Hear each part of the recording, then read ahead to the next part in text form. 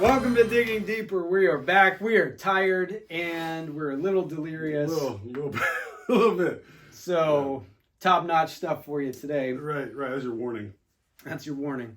Well, this past week and the past 3 weeks, you've gone through kind of 3 different sermons that were kind of tied together. They were totally tied together. And there was a trajectory that we were going with it, and we really ended with this week with burn the ships. Is how we ended there. Yeah. So the first week you were talking about come to me, all who are weary and heavy laden, and then the second week you were talking about the story where the disciples are in the boat, and then the storm comes, and then Jesus calms the storm, and how he interacts with the disciples. And then this past week you hit on Acts 17, where Paul's in the Areopagus in Athens, and then there's the wild story about the guys that are trying to exorcise demons, and they throw in Jesus's name, and then that does not go very well. And what comes after that? Yeah. So that's kind of where we've been. Yep. The first excellent summary. That's right. They're almost connected. That's good. It's almost. This is great. We're just awesome today.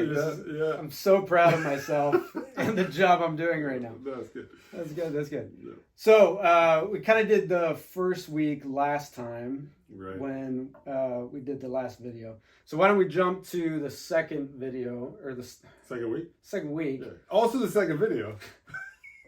We're on the second video now. Yeah. So Jesus has the disciples. He says, we're going to go across to the other side. The storm comes. They freak out. Does Jesus freak out? Absolutely not. And then he calms the storm. Yeah. So what were we talking about? Yeah, it's good to talk about that. I'll lean into this week's too, because they connect in this way. Like, despite what I said, they do connect. They connect maybe better. I think they connect as far as the themes and where we're going closer than the previous two, but when we look at them maybe side by side, or the texts, we might have to make that connection a little bit differently. But so the idea, I'll skip ahead a little bit. The idea is, okay, we're burning the ships.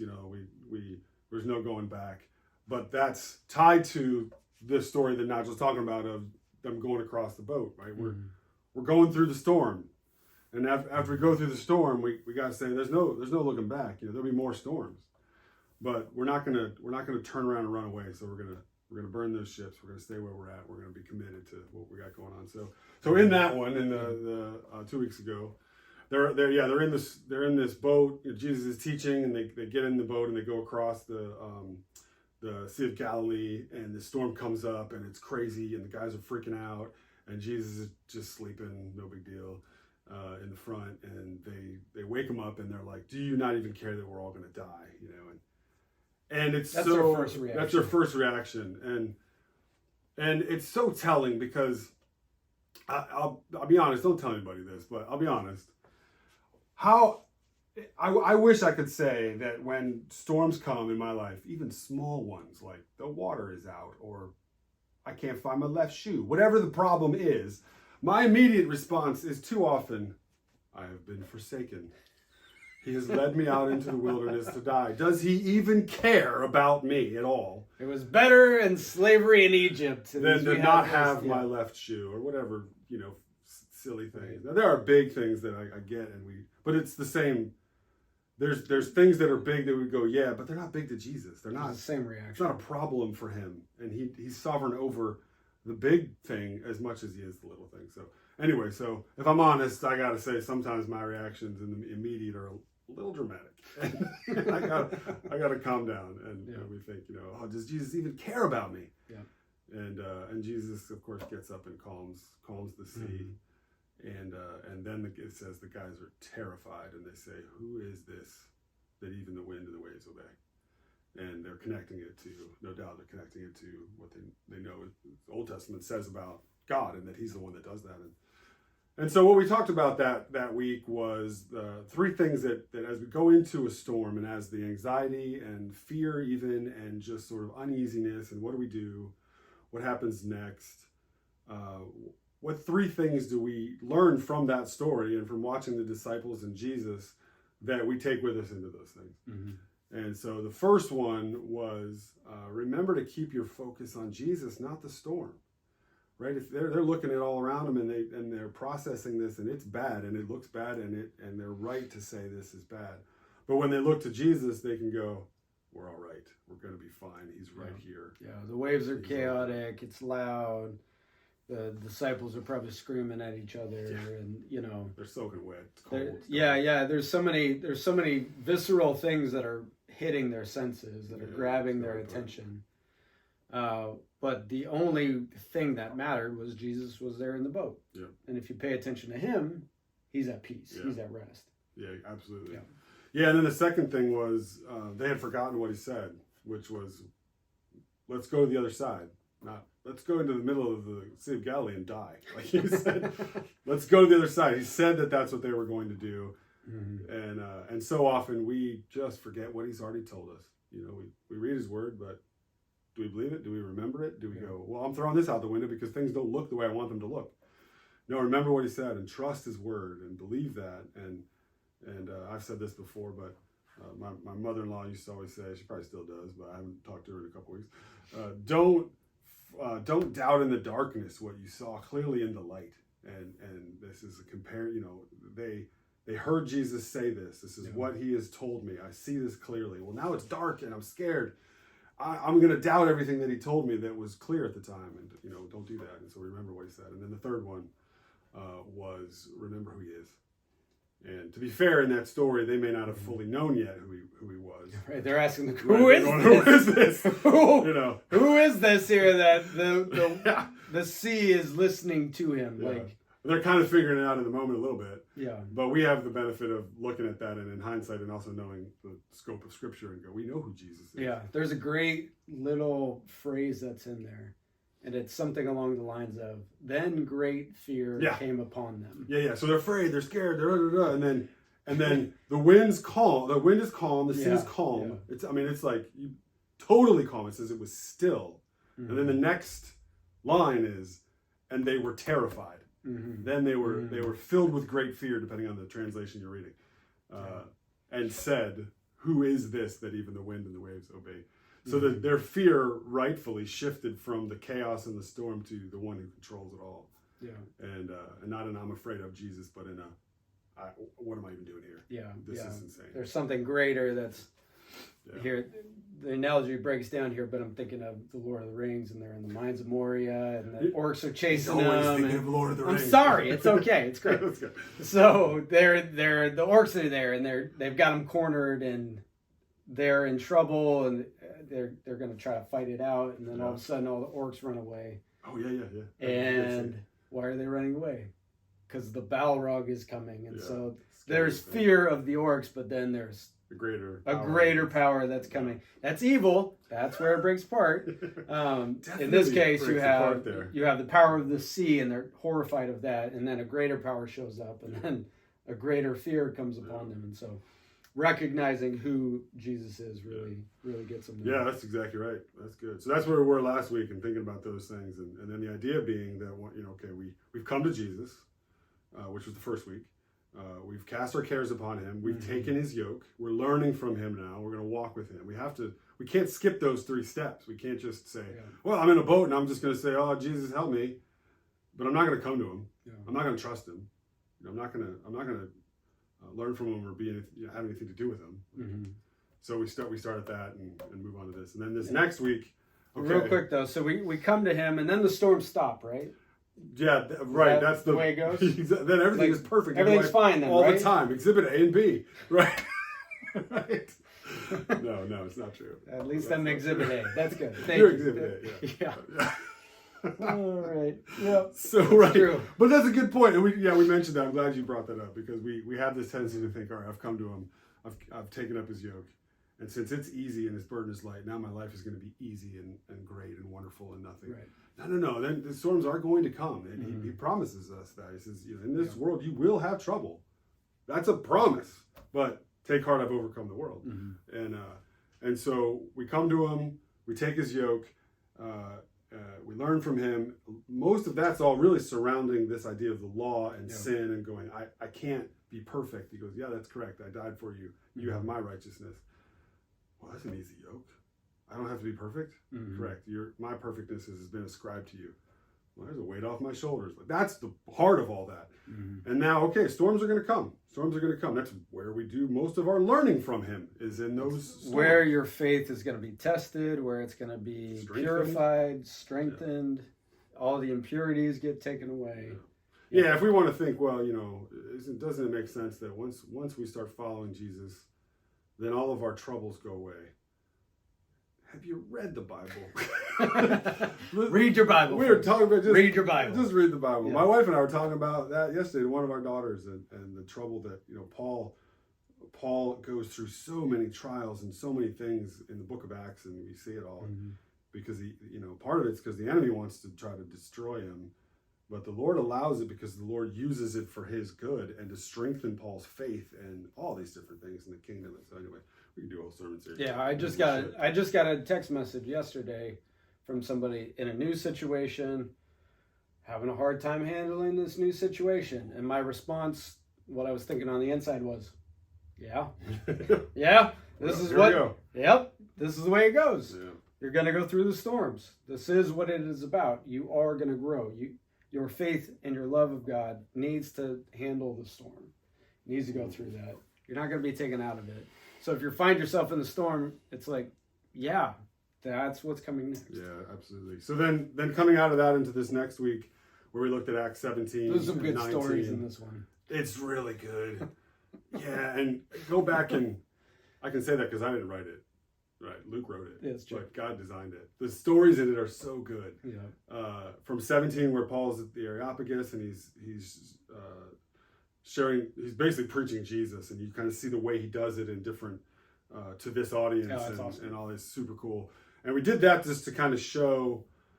Here's the landscape. So you've got this place that is just riddled with idol worship, and intertwined with all that is a lot of demonic stuff and magic spells, which are really just demonic things, more and more of that. And this is their culture. This is what they're about. This is who they are and their identity. And Paul's preaching Jesus into it. And then you fast forward a little bit as the gospel has spread all around the area, but Ephesus is where it's centered. You've got these Jewish traveling exorcists that are going around, and they're trying to cast demons out of people. They got a great idea. And they're like, I know. In this area of magic spells and just throwing things on top of whatever, we can do this. Let's use the name of that guy that Paul seems to really been having a lot of luck with. And so they say to this guy who's possessed by a demon, I adjure you, by the name of the Jesus Paul proclaims. It's like two removed from them. and he says, you got to get out of here. And the evil spirit responds in what I think is the most terrifying thing in all three of these sermons. Jesus I know, Paul I'm acquainted with, but who are you?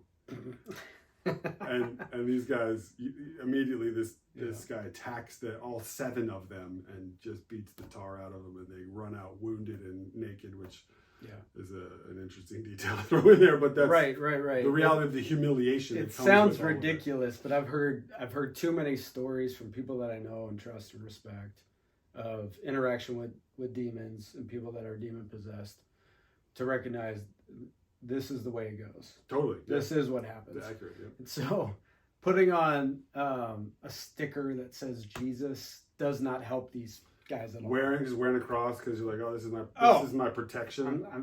That'll take care of the vampires. Right. Real or imaginary.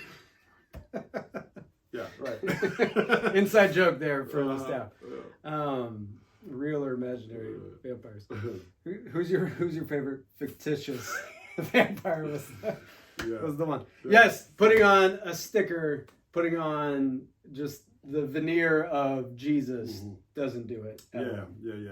Yeah, and coming out of this culture where we're just throwing out magic spells and we're just sort of conjuring up things, and we're trying to add to what you got right there is this picture of them trying to add a little bit of Jesus on top of all of the stuff. Well, I got this, and I got this, and I got this, and this is my history, this is my identity, this is where I grew up, this is my mom believed, this is my dad believed. Oh, Jesus, he's cool, we'll add that as well, and we'll just mix it all up, and it doesn't work. And we see how that happens. And so then there's a response from some of the believers there in Ephesus when they hear that this has happened. And then we compared two things. And this is kind of the heart of where we were hopefully leading everyone to over those 3 weeks. So the first story we get in Acts 17 or 19 rather, they hear that this is all happening. Yep. And it says a number of the believers who were there got together and confessed all of the things that they were doing and divulged all of their practices is how the ESV puts it. And then they brought all these books, these spell books and, demonic stuff. Piled them on. Huge heaping pile, and they lit it on fire. And it says it numbered about 50,000 pieces of silver, which in our economy, depending on how you want to look at it and how much you make an hour and what all that is, between $6 and $12 million worth of things that are lit up. And we can get into a whole other thing of, well, couldn't they have sold those and used the money for something good? No, it's evil. It's dark. It's terrible. They would be passing on bad. the evil to other people. It's like, not good. Yeah. $12 million is not worth that. No, nothing is worth, exactly. Yeah. It's not worth passing on the evil to somebody else. So that you can recover your losses? Yeah. And then, but I'm going to donate it. Yeah, no. We get rid of it. Yeah, we think about that sometimes. And so anyway, they burn all that, and it has a great effect on the culture and even the economy there is gonna be affected, which you see what comes next. Yeah. And so the idea there is, well, what's our response when we see what idols am I carrying around? Like what things am I holding on to that don't belong, that are not part of this, and what operating system am I running that is not centered on Jesus? Yeah. Where am I trying to use Jesus as a magic spell? Where am I trying to use him as trying to get out of this storm, for instance, or trying to get this blessing or get this thing to work out the way I want? I just need my trinket. I just need my is he my Jesus lucky charm? Stand. Yeah. Is he my rabbit's foot, or is he my Lord? Yeah. Yeah. So then you fast forward and you get the silversmith. And I'm talking too much. So you tell us about the silversmith. So the silversmith is like, there's this big, massive temple, and it's worthwhile, by the way, to go look up some of the pictures that people have made of this thing. It was one of the 7 wonders of the world, right along the pyramids and all the other ones. And so, huge, massive thing there in Ephesus. Huge draw. This was at the core of the economy for a major metropolitan city. The Temple of Artemis. Absolutely, this temple. And so, the silversmith gets the people together, and to summarize how you put it on this note right here, Jesus is bad for business. Jesus is bad for business. Yeah. He's bad for business. Yeah. He's ruining our business. Now all of a sudden we're not going to sell all these silver idols anymore because people are going to think that Artemis is not really God. And one of the things I loved about how you talked about it was they didn't care whether that was true or not. They really didn't care that there was a demon-possessed person that just whacked 7 dudes, let them run out naked, and wounded them, and this whole thing happened. And like, there's a reality to what's happening, but they didn't care about that. They cared about the bottom line. They cared about the money. They cared about what was happening with their economy, and that's where their focus was. And so you get this very different reaction to this one event. On one side, you have people going, I need to get this right because this is freaky, it's scary, and this is real. Like, I'm gonna sacrifice all of this stuff. Throw it in the costs fire. me a lot. Yeah. I'm gonna walk out of this having less net worth. Right. While this guy goes, oh, this is the opposite of that. Hey, they're taking our money. They're taking our livelihood. I've got to make my bread. I've got to feed my family. X, Y, and Z. All these different things. So you have these very different reactions. So the question for you is, there's a few questions here, but where are you trying to use Jesus as a magic spell? What idols are you holding on to? Are you dabbling with some other stuff to get you the things that you want? Or it may not be actual magic, although I know people who have been in churches who have been utilizing magic. That hasn't gone away. It's not evaporated. So, but what are you using trying to gain the blessings that you want, get away from the storms, get out of the hard situations, make more money? What are those extra things that you need to burn? And are you willing to sacrifice it? Are you willing to put it in the fire? Are you willing to get rid of it, or are you holding on to it? And here's one point real quick. It's not always the thing that's the problem. So say you have, let's say you covet money, you're greedy, and you're struggling with that. If you just take the money that's in your pocket, in your wallet, if you have any, and you throw that in the fire, you haven't solved the actual problem. Right. The problem is your heart that is greedy, that wants the money, that craves the money, that thinks your security is in the money. You throwing the money in the fire hasn't solved that issue at all. What Jesus is calling us to do is to come to him, take on his yoke, which includes not letting your heart have what it wants, the way it wants, the flesh wants, and how it covets and how it's greedy and all those things. Yeah, and a great distinction to make would be these people that came with all these books and lit them on fire. They weren't coming to get rid of those to appease their guilt or to say, well, now I don't feel bad about it anymore because it's gone. Right. They brought it because they don't want anything to do with it anymore. Right. They want away from it. They want out of it. They want all the things about that's reached in and grabbed a hold of them to lose its grip. Yeah. Their hearts were just, get this away from me. I want to follow Christ. I want to be with him. I want nothing to do with this. Yeah, because if we just go, oh, okay, I'm just gonna throw this thing in the fire. I'm gonna burn it up, now I feel better about it. But I'm not really letting the Lord change my heart. Right. Then we're just gonna go back to it. Yeah. We're just gonna go find either that exact thing, or we're gonna find a replacement. Yeah. And the only replacement to all of that will fulfill our needs, and is Jesus. That's the only thing, and he never fails. Mm-hmm. So yeah, there's a. I'm glad you brought that up. There's a big difference between just getting rid of this to like sort of say, oh, I feel guilty now. I don't. Oh no. And I'm being so bad. Yeah, I need to and get look rid what of I've this thing. sacrificed now. Right. You didn't sacrifice anything. Your heart is still Your heart hasn't changed. craving all those things. Yeah, and there's a nuance there, and we all need to think that through as we do that. And really, we have no ability to craft and shape our own hearts in that matter. We have to go to the Lord and ask the Holy Spirit to do that work.